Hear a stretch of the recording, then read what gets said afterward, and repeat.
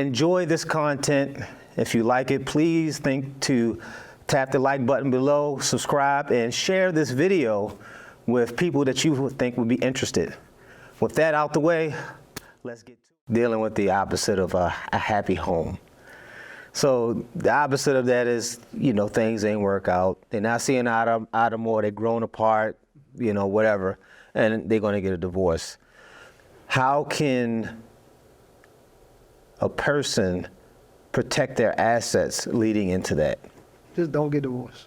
Don't get divorced. That's the easy way to do it. Just leave it the way it is. Yeah. Sometimes you can't avoid it. Sometimes you can't. So what you want to do is look at different things in divorce. If you have an exorbitant amount of money, or you have things that is very near and dear to you, sometimes it doesn't have to be money or a valuable asset. You want to do a prenup. That will stop you in the initial beginning. Because some people have, and a lot of people look at a prenup as negative.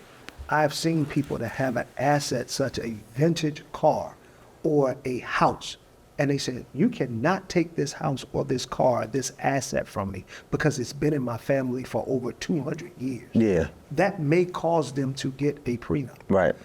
I have a retirement vehicle, and during divorce, I can get up to half, but you may section off your assets and section off what you're able to give. You can have the house, I keep my retirement, or vice versa. Mm-hmm. But leading up to a divorce, if you don't have something set up front, when you're gaining monies or gaining assets, your spouse has the rights to gain those things as well, unless you have it set up, for instance, in a business.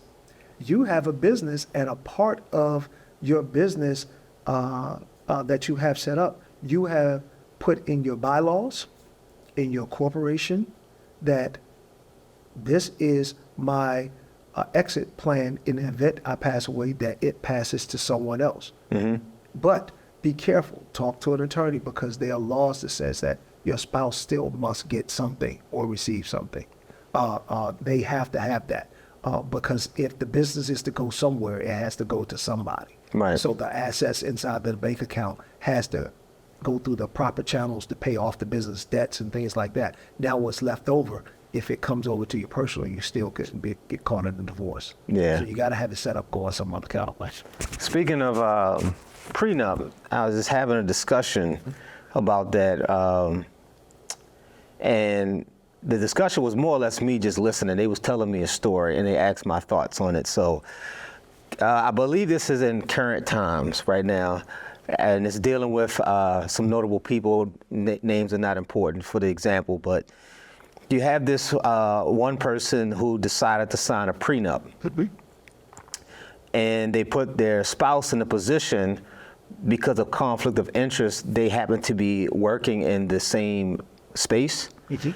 So they said in order for us to get married, they would want them to stop working. Mm.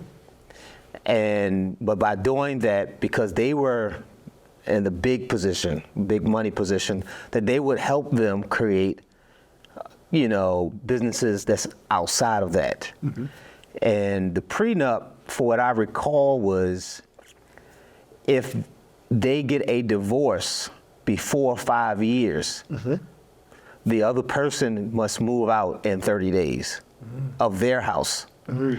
And they only get $100,000. Mm-hmm. If it goes to 10 years, mm-hmm. which I believe this particular real life example is at that point, I'm not certain, mm-hmm. They would get $300,000. Mm-hmm.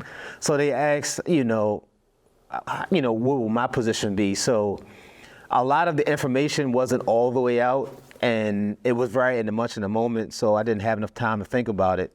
So initially it said, you in love and all this kind of stuff, then yeah, you're gonna go through with it, But then after processing a little bit, and I just get your feedback, then after processing a little bit and something was said that made me fall back off of that. When you think about that job that person gave up, they were making a certain amount of money. And this is a really good job. So we'll just put the number at 120. Okay. I would have to, with counsel, I would have to reevaluate that. Now we're talking about the other person is making millions of dollars. So I would say in that prenup that at 5 years or 10 years, I would need to get back the monies that I would have made with the addition of potential raises and cost inflations if I exit at that time. Because you can't get that, even though they've helped with other businesses and all that stuff, but far as that primary, you can't get that time back, you can't get that money back. And those separate businesses, there's no guarantee that they will succeed. So, Yeah, I would think that if they put all that in writing and in the prenup, yeah, they have to live up to what you just said, that the equitable value that they would have received at that time. yeah, that's what I think too. But it wasn't in it though. Yeah, but still, if It wasn't in it. And the person signed it for that amount, so. wow, Yeah, but it just came to mind when you had brought up prenup, and I had a feeling you was going to go in there. I just wanted to kind of put that out there that, that's one of those situations where it's difficult not to see it from both point of views. absolutely.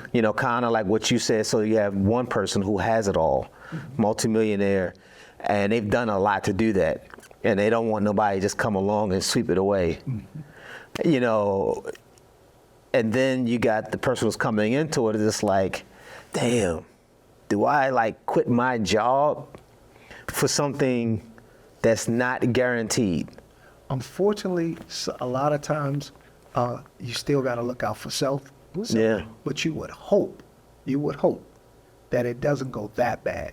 Right. That your spouse would just exit you out totally. Like, Yeah, and not that bad. and this is a particular example, they didn't, but I feel that based on what I was told, the dynamics of the relationship have not kind of matured into a loving partnership.